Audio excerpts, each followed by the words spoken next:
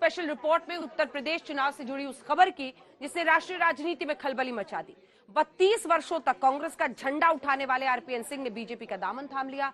RPN Singh Congress के निष्ठावान सिपाही माने जाते थे। उनके पिता भी कांग्रेस में रहे, वो मनमोहन सरकार में भी मंत्री रहे, लेकिन अब उनका नया पता बीजेपी है। इस खबर की हेडलाइन सिर्फ इतनी नहीं है, कांग्रेस के एक और बड़े खिलाड़ी का विकेट गिर गया। इस सियासी परिवर्तन के राष्ट्रीय राजनीति से लेकर उत्तर प्रदेश के साथ साथ झारखंड तक असर पड़ेगा। आखिर बीजेपी के सियासी दांव से उत्तर प्रदेश के चुनाव में क्या बड़ा बदलाव हो सकता है? क्या अखिलेश का ओबीसी कार्ड को बेअसर कर देगा ये बीजेपी का दांव?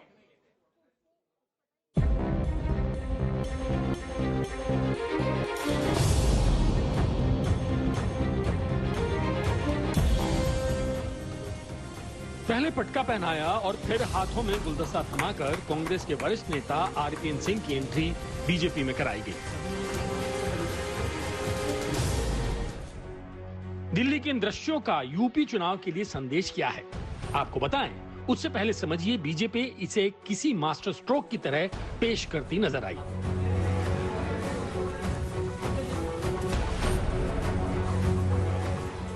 जिस वक्त आरपीएन सिंह ने कांग्रेस से नाता तोड़कर बीजेपी से रिश्ता जोड़ा, उस वक्त कौन कौन चेहरे मौजूद थे? दाईं तरफ केंद्रीय मंत्री धर्मेंद्र प्रधान, बाईं तरफ उत्तर प्रदेश के डिप्टी सीएम केशव प्रसाद मौर्य, उनके बगल में केंद्रीय मंत्री अनुराग ठाकुर और उनके बगल में यूपी के डिप्टी सीएम दिनेश शर्मा। वहीं अगर दूसरी तरफ देखें तो उत्तर प्रदेश के बीजेपी अध्यक्ष मौजूद थे। कांग्रेस से बीजेपी में आए और केंद्रीय मंत्री ज्योतिरादित्य सिंधिया भी मौजूद थे, तो उनके बगल में बलूनी। हालांकि यहां उत्तर प्रदेश के मुख्यमंत्री योगी आदित्यनाथ मौजूद नहीं थे।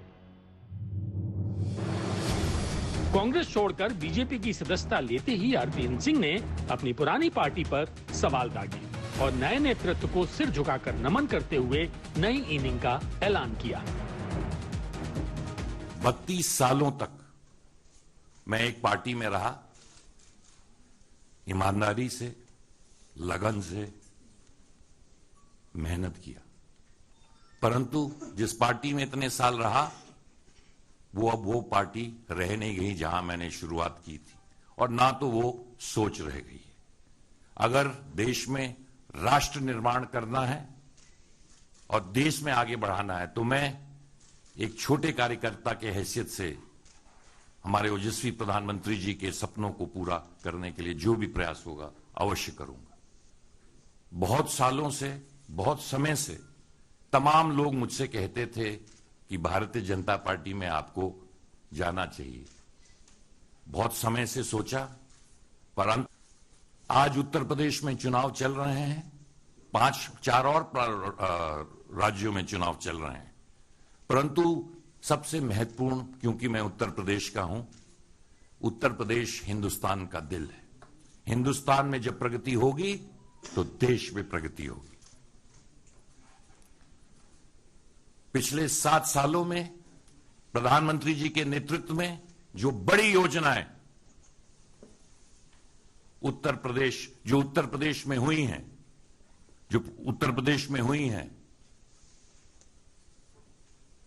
पूरे उत्तर प्रदेश ने देखा है। ये राजनीति का तकाजा है कि बीते दिन तक जिस पार्टी को कोसते आए थे, आज उसी पार्टी का गुणगान करते नहीं थके।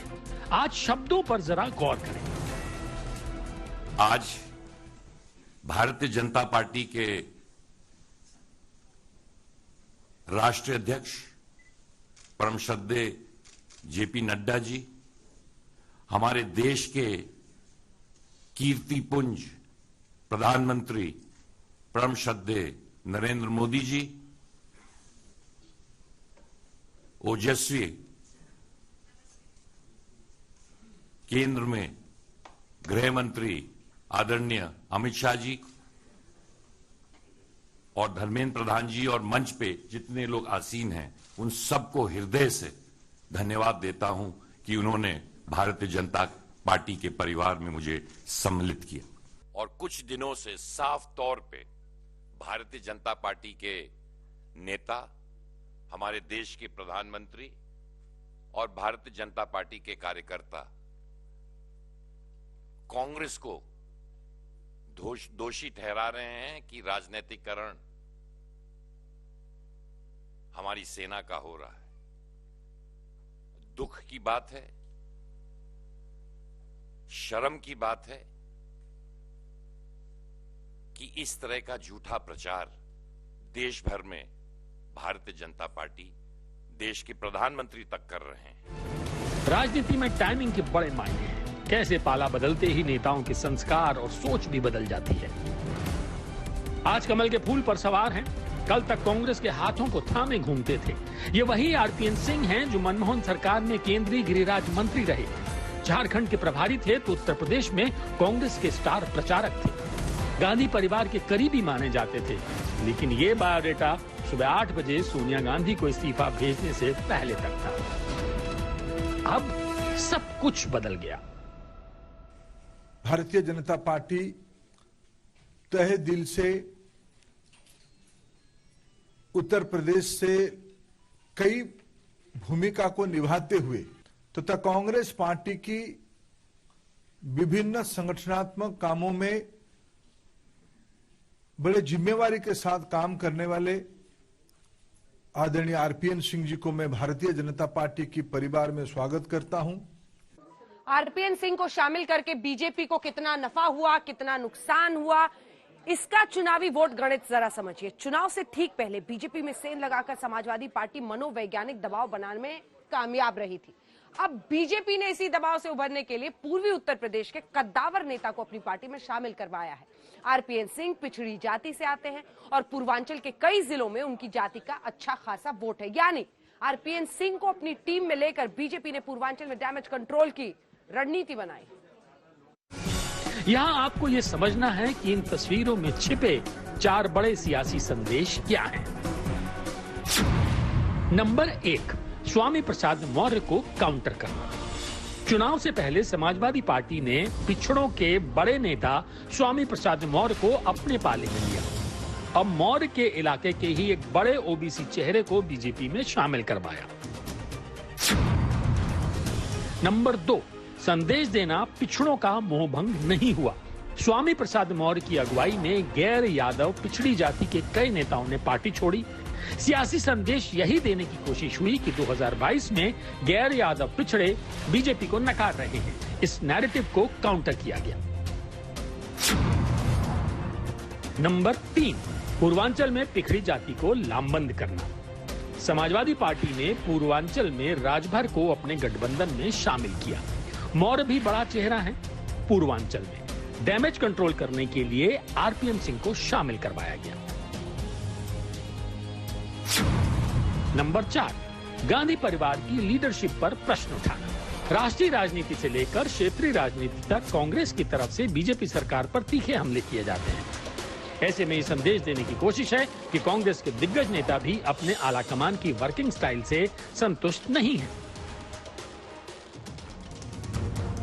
चुनाव से पहले बीजेपी का ये दांव पिछड़ी जाति के वोट बैंक में लग रही सेंध को रोकने की कोशिश है। चुनावी दंगल में कितना मंगल होगा ये जनता तय करेगी, लेकिन आरपीएन सिंह के पार्टी छोड़ने पर कांग्रेस की कड़ी और बड़ी टिप्पणी आई।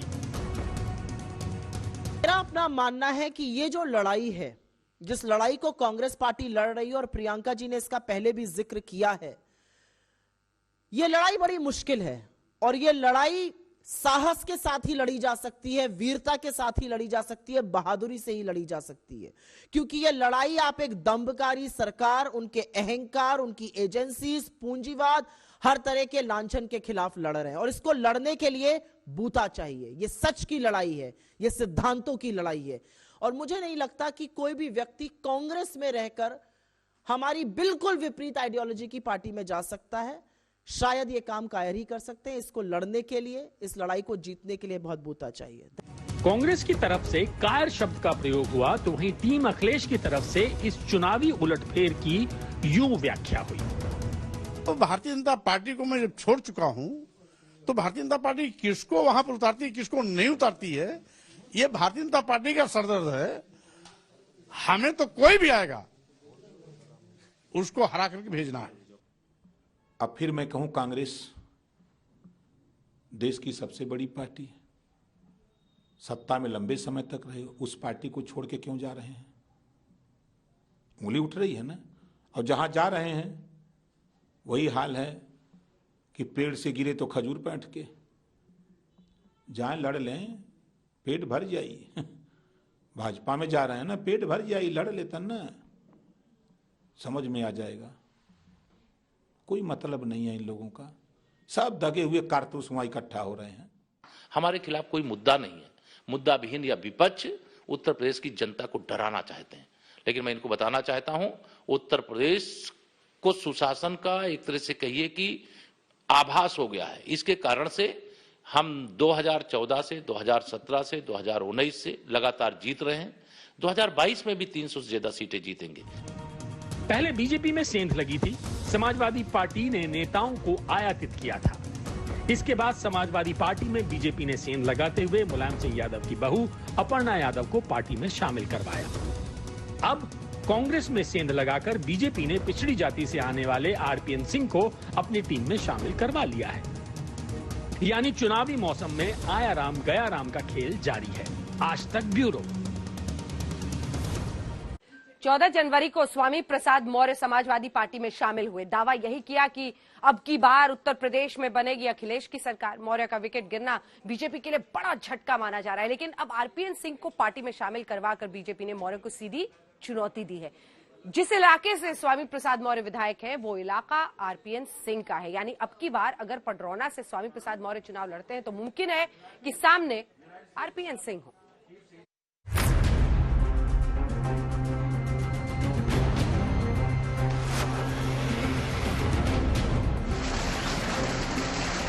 आज इन 3 तस्वीरों से आरपीएन सिंह की नई इनिंग को समझिए।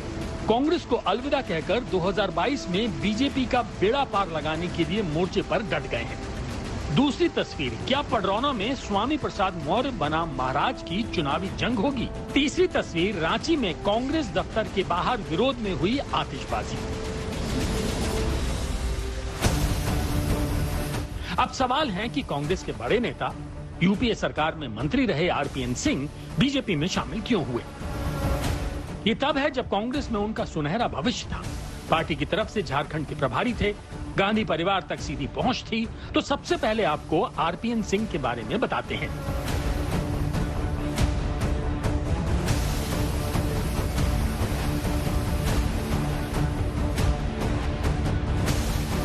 आरपीएन सिंह का पूरा नाम है कुंवर रतनजीत प्रताप नारायण सिंह, जो पडरौना राजघराने से आते हैं। पूर्वी यूपी की सैंथवार कुर्मी जाति यानी पिछड़ी जाति के हैं। पूरे इलाके में आज भी उन्हें समर्थक पडरौना के राजा साहब कहकर ही बुलाते हैं। पडरौना वही इलाका है जो यूपी और बिहार के बॉर्डर पर कुशीनगर जिले में आता है। आरपीएन सिंह पडरौना सीट से 1996, 2002 और 2007 के विधानसभा चुनाव में 3 बार विधायक रह चुके हैं। इसके बाद 2009 लोकसभा चुनाव में स्वामी प्रसाद मौर्य को हराकर संसद में पहुंचे थे। मनमोहन सिंह के नेतृत्व वाली यूपीए सरकार में गृह राज्य मंत्री बने। कुशीनगर, गोरखपुर, बस्ती, देवरिया समेत कई जिलों में सैंथवार कुर्मी निर्णायक भूमिका में है। सरल शब्दों में समझें तो बीजेपी ने समाजवादी पार्टी के दांव पर अपना मास्टर स्ट्रोक खेला है। स्वामी प्रसाद मौर्य का दबदबा कुशीनगर में है और आरपीएन सिंह की भी सियासी पकड़ उसी इलाके में है। स्वामी प्रसाद मौर्य भी पिछड़ी जाति से आते हैं, वहीं आरपीएन सिंह भी पिछड़ी जाति का चेहरा है। स्वामी प्रसाद मौर्य की पकड़ पिछड़ों में है, तो वहीं सिंह की भी पिछड़ी जाति में अच्छी पैठ है। स्वामी प्रसाद मौर्य पडरौना से विधायक है। आरपीएन सिंह पडरौना से 3 बार विधायक रह चुके हैं। पूर्वांचल में समाजवादी माहौल बनाएंगे तो पूर्वांचल में बीजेपी को मजबूत बनाएंगे। ये भी समझिए, बीजेपी छोड़कर अखिलेश की टीम में शामिल हुए स्वामी प्रसाद मौर्य पडरौना सीट से 2022 में ताल ठोक सकते हैं। यानी मौर्य के पाला बदलने के बाद अब किसी मजबूत चेहरे की तलाश पूरी हो गई। कि कांग्रेस पार्टी की जो नकारात्मकता, निगेटिव पॉलिटिक्स, और निगेटिव पॉलिटिक्स का नतीजा ये हुआ है कि आज इस मुल्क की पार्टी को मोहल्ले की पार्टी बना दिया है। इस ग्रैंड ओल्ड पार्टी जो है वो ब्रांड न्यू परिवार का घोंसला और पप्पू का चोचले में सिमट कर और सिकुड़ के रहती जा रही है। और इसीलिए आप देख रहे हैं कि आज क्या हाशिर होता जा रहा है। माना जा रहा है कि बीजेपी पडरौना से आरपीएन सिंह को उतार सकती है, जिनकी ये पुरानी सीट रही है। लगातार 3 बार इस सीट को जीत चुके हैं। ऐसे में पडरौना में हमें मौर्य वर्सेस राजा साहब की जंग देखने को मिल सकती है। कौन लड़ाई में है वहां, बताइए। प्रदेश की जनता कांग्रेस को और बसपा को नोटिस में नहीं ले रही है। भारतीय जनता पार्टी को जनता विदाई करने के लिए मन बनाई हुई है और अखिलेश यादव को मुख्यमंत्री बनाने के लिए लोग लगे हैं। गठबंधन हमारा मजबूत है और चुनाव 100% बम्पर वोट से जीतेंगे, देखिएगा ना। आप कब पहुंच रहे हैं शिवपुरी? जल्दी आ जाएंगे। अब उत्तर प्रदेश के चुनावी दंगल की सबसे हॉट सीट पडरौना बन सकती है अगर यहां मुकाबला मौर्य बनाम सिंह हुआ।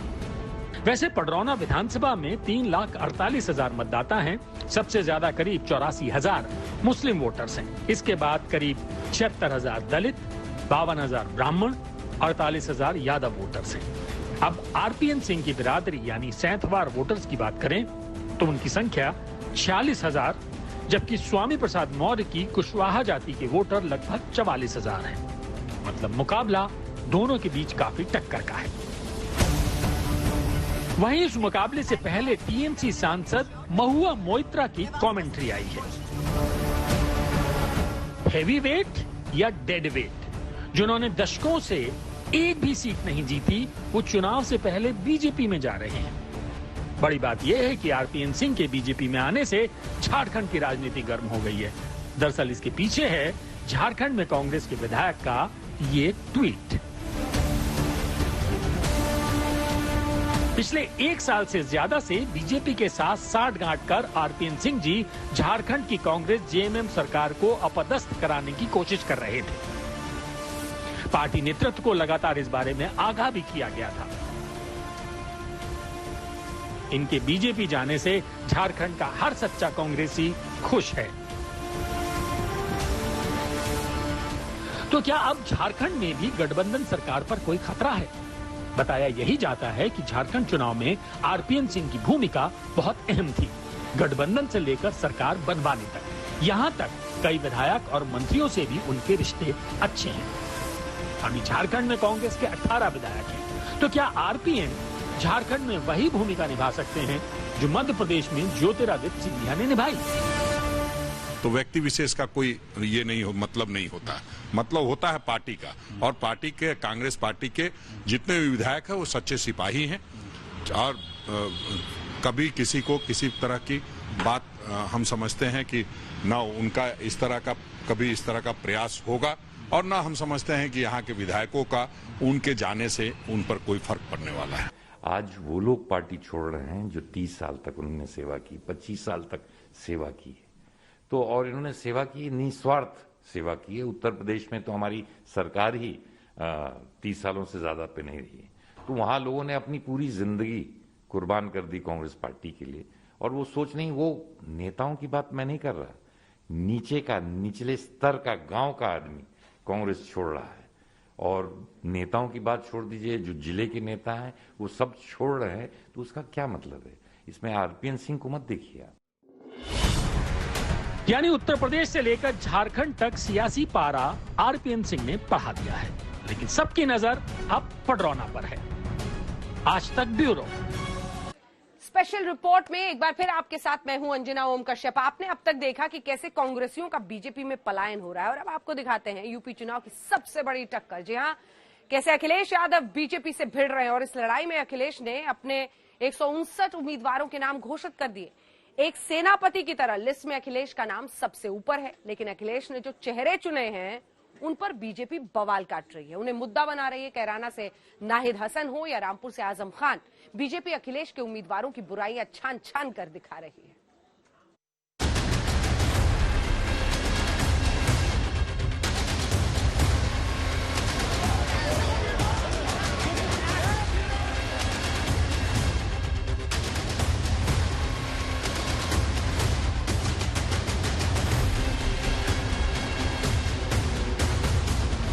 फर्स्ट फेज में क्लीन स्वीप हो जाएगा, क्लीन सुपर क्लीन होगा।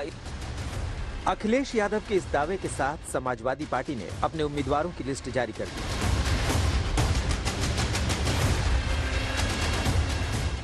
यूपी चुनाव के लिए जैसे ही समाजवादी पार्टी के 159 चेहरे सामने आए, बीजेपी और समाजवादी की जंग और तेज हो गई।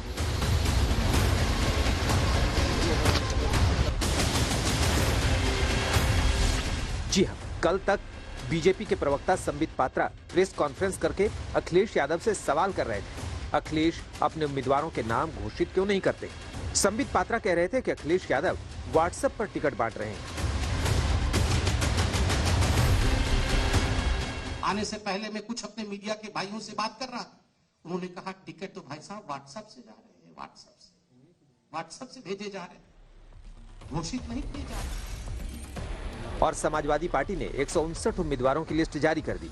अब बीजेपी अखिलेश यादव के इन उम्मीदवारों के पीछे पड़ गई है। आज हम आपको दिखाएंगे कि क्यों बीजेपी को अखिलेश यादव के ये उम्मीदवार बुरी तरह से खटक रहे हैं, क्यों एक साथ बीजेपी के सभी नेताओं ने अखिलेश यादव के उम्मीदवारों पर एक तरह से कारपेट बॉम्बिंग शुरू कर दी है।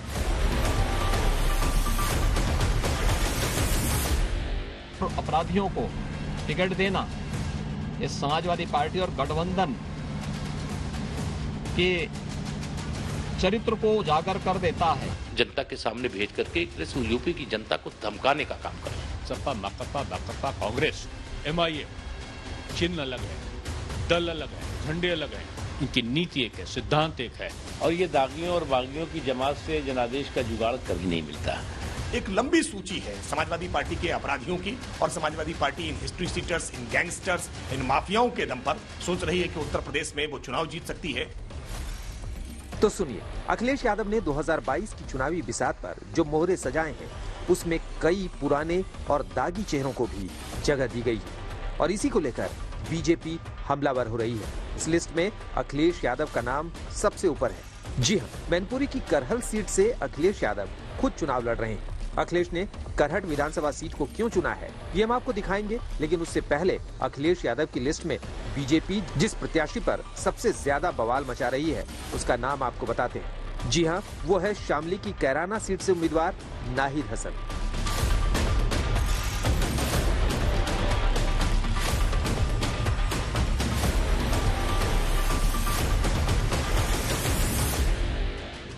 लगता है अखिलेश ने भी ठान लिया है कि कैराना से अगर किसी को चुनाव लड़ाना है तो वो है नाहिद हसन। समाजवादी पार्टी गठबंधन की जो सूची आई है, उस सूची को भी सबने देखा है। कैराना में हिंदू व्यापारियों के पलायन के लिए जिम्मेदार लोगों को टिकट देना, मुजफ्फरनगर के दंगाइयों को टिकट देना, बुलंदशहर और अन्य लोनी में हिस्ट्री सीटर को, पेशेवर हिस्ट्री सीटर को और अपराधियों को टिकट देना इस समाजवादी पार्टी और गठबंधन के चरित्र को उजागर कर देता है। क्योंकि बीजेपी लगातार कैराना में पलायन का मुद्दा उठा रही है, और पश्चिमी यूपी में कैराना से ही ध्रुवीकरण की राजनीति भी हो रही है। खुद गृह मंत्री अमित शाह ने डोर टू डोर कैंपेन की शुरुआत कैराना से की। ये ही कोरोना है, किराना है, जहां पहले से लोग पलायन कर रहे। आज मैं जब राउंड लेने निकला, उन्होंने कहा मोदी जी की कृपा हो गई, भाजपा की सरकार बनी, योगी जी ने कानून और व्यवस्था को सुधारा है, हमें पलायन करने वाले पलायन कर गए। और तो और इसी चुनाव में प्रधानमंत्री मोदी तक कैराना से पलायन का मुद्दा उठा चुके हैं। पहले की सरकार अपने खेल में लगी रहती थी। पहले की सरकारों के खेल का ही नतीजा था कि लोग अपना पुश्तैनी घर छोड़कर पलायन के लिए मजबूर हो गए थे। हम आपको बता दें कि समाजवादी पार्टी ने नाहिद हसन को उम्मीदवार तो पहले से ही घोषित कर दिया था, लेकिन उनके जेल जाने के बाद टिकट कटने की चर्चा हो रही थी। 15 जनवरी को पुलिस ने नाहिद हसन को गिरफ्तार किया था। अभी नाहिद हसन जेल में ही बंद हैं। नाहिद हसन को अभी तक जमानत नहीं मिली, लेकिन उनका नामांकन मंजूर कर लिया गया है। ऐसे में जेल के अंदर से ही वो चुनाव लड़ सकते हैं। हम आपको बता दें कि 2017 में भी बीजेपी ने कैराना को मुद्दा बनाया था, लेकिन नाहिद हसन चुनाव जीत गए थे। नाहिद हसन पर गैंगस्टर एक्ट लगा हुआ है। जो कोई जेल में होता है, कोई बेल में होता है, उसको यह अपनी पार्टी का प्रत्याशी बना करके जनता के सामने भेज करके एक तरह से यूपी की जनता को धमकाने का काम कर रहे हैं। समाजवादी पार्टी एक गलत है और उस गलत की सजा जनता इनको 10 मार्च को जब वोटों की गिनती होगी तो समाजवादी पार्टी समाप्त पार्टी के रूप में आप सबको देखने को मिलेगी। 10 मार्च सपा का सूर्य अस्त होने वाला है। अभी 5 साल सरकार चली, सूबे के मुख्यमंत्री के ऊपर मुकदमे थे, अपना मुकदमा वापस किया। डिप्टी सीएम उनके ऊपर मुकदमे थे, मुकदमा वापस किया। संगीत सोम एमएलए हैं भाजपा से, उनके ऊपर उठा के देखिए 156 एमएलए भारतीय जनता पार्टी में अपराधी प्रवृत्ति के थे। हम आपको बता दें कि 2013 के दंगों के बाद कहा जाता है कि कैराना से हिंदुओं का पलायन हुआ। आरोप ये भी है कि कुछ गुंडों ने अमीर लोगों से उगाही की और लगातार एक के बाद एक 3 हत्याएं हुई। ऐसे में कैराना की आर्थिक स्थिति भी पूरी तरह से हिल गई। लोग रोजगार के लिए भी पलायन करने लगे, लेकिन बीजेपी ने हिंदुओं के पलायन को राजनीतिक ध्रुवीकरण के लिए मुद्दा बना लिया। हिंदू, मुसलमान और जिन्ना, पाकिस्तान भी था, वो छूट गया, वो इनके लिस्ट में से निकल गया किसी कारण से। नहीं तो ये तीनों थे और इसी में ही ये वोट तलाश कर रहे। वोट इसमें से नहीं मिलेगी। ये कितना भी ये धक्का देने की कोशिश करेंगे ना इस गाड़ी को, जनता ने कह दिया या स्टार्ट नहीं होगी। नाहिद हसन के अलावा समाजवादी पार्टी की लिस्ट और बीजेपी की हिट लिस्ट में आजम खान और उनके बेटे अब्दुल्ला आजम का भी नाम है। आजम खान को रामपुर विधानसभा सीट से उम्मीदवार घोषित किया है तो अब्दुल्ला आजम को रामपुर जिले की स्वार सीट से टिकट दिया है। अब्दुल्ला आजम 10 दिन पहले ही जेल से छूटे हैं। 2017 में अब्दुल्ला विधायक बने थे, लेकिन फर्जी दस्तावेजों के चलते उनकी विधायकी रद्द कर दी गई थी, साथ ही जेल भी जाना पड़ा था। जबकि आजम खान भी फिलहाल जेल में बंद है। 2017 में बीजेपी की सरकार आने के बाद उन पर कई केस लगे और अब आजम खान भी जेल से ही चुनाव लड़ सकते हैं। इस तरह से दंगों का महीना और दबंगों का हफ्ता उत्तर प्रदेश में एक आम बात थी और उस पिछली सरकार के संरक्षण में ये दंगाई, दबंग, बाहुबली, बकैत पूरी खुले तौर से सरकार के संरक्षण और सुरक्षा में आम आदमी की सुरक्षा को हाईजैक कर रहे थे, उस पर खतरा बने हुए थे। वो फिर दोबारा नहीं आएगा। बंटवारे की बात, नफरत की बात, इसके अलावा कुछ नहीं, क्योंकि इनके पास अपना कोई काम गिनाने को नहीं है। बीजेपी के जितने भी मंत्री और मुख्यमंत्री से लेकर के उप मुख्यमंत्री रहे जिन्होंने भ्रष्टाचार किया है, सब समझ रहे हैं कि 10 मार्च के बाद उनकी असली जगह कहां है। बीजेपी अखिलेश के दागियों पर जोरदार प्रहार कर रही है, लेकिन अखिलेश और उनके साथी भी बीजेपी पर पलटवार कर रहे हैं और कह रहे हैं कि बीजेपी कौन सी दूध की धुली हुई है। अभिषेक मिश्रा के साथ कुमार अभिषेक, लखनऊ, आज तक। अखिलेश ने 2022 की जंग में नई सोशल इंजीनियरिंग तैयार की है। इस बार समाजवादी पार्टी ने मुलायम सिंह यादव के जमाने से चले आ रहे अपने MY यानी मुस्लिम यादव समीकरण का विस्तार किया है, एक्सटेंशन किया है और अखिलेश ने गैर यादव नेताओं पर भरोसा बढ़ा दिया है और दलितों का साथ भी लिया है। अब बदली हुई समाजवादी पार्टी OBC, मुस्लिम और दलित वोटों के सहारे यूपी की जंग लड़ने की ओर बढ़ रही है। अखिलेश ने क्यों दिए 64 OBC को टिकट?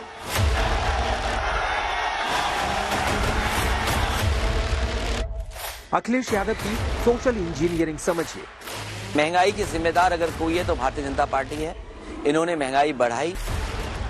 इस बार अखिलेश यादव ने 2022 की लड़ाई के लिए नई सोशल इंजीनियरिंग तैयार की है। परंपरागत तौर पर मुस्लिम यादव यानी MY फैक्टर से इतर अखिलेश ने गैर यादव OBC उम्मीदवारों को भी बड़ी संख्या में टिकट देकर अपने OBC वोट बैंक का दायरा और बड़ा करने की कोशिश की। 159 उम्मीदवारों की लिस्ट में समाजवादी पार्टी ने सबसे ज्यादा 64 OBC उम्मीदवारों को मैदान में उतारा है।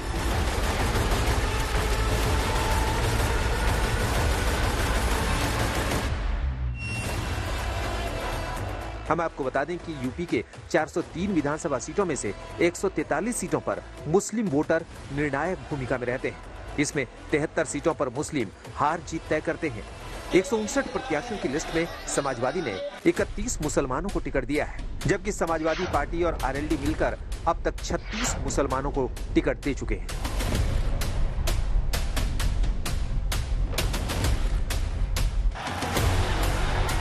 इस दफा अखिलेश नई सोशल इंजीनियरिंग से कितनी सीटें हासिल कर पाते हैं ये तो 10 मार्च को तय होगा। लेकिन उससे पहले अखिलेश के जातीय समीकरण को भी समझिए। आमतौर पर वैश्य जाति का झुकाव बीजेपी की तरफ माना जाता है। समाजवादी पार्टी ने मुस्लिम उम्मीदवारों पर एक बड़ा दांव खेला है और रामपुर जिले की स्वार सीट पर जेल से छूटे अब्दुल्ला आजम को फिर से उम्मीदवार बनाया है। लेकिन अब्दुल्ला आजम को टक्कर देने के लिए एनडीए ने भी मुस्लिम उम्मीदवार मैदान में उतारा। एनडीए की सहयोगी अनुप्रिया पटेल ने हैदर अली को टिकट दिया।